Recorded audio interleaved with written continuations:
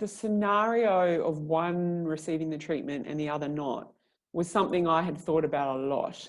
And it went right back to 2014 when we actually recorded a story for the Australian 60 Minutes on gene therapy and the hope that we had for our kids.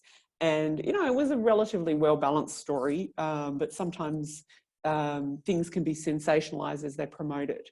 And the promo that ran, I'll never forget, it ran in prime time while the national kind of football was on, this one event that everybody in the country watches, and they ran this promo, and it was, what if one child gets the treatment and the other doesn't? And so the whole world, it felt, was talking about, you know, oh, one might get it and one might not. And so I had a lot of time to consider that as a scenario.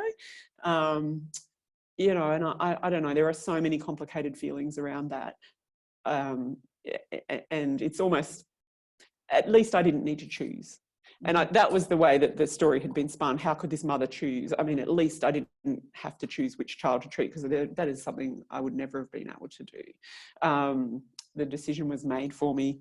I do have, I do have guilt, I guess, that, you know, whilst in my care at some point, something happened and that meant that Jude was ineligible. And it's going to be tough to watch how they proceed from here, and you know, how they, you know, the trajectory of the disease and how it's potentially altered for one but not the other.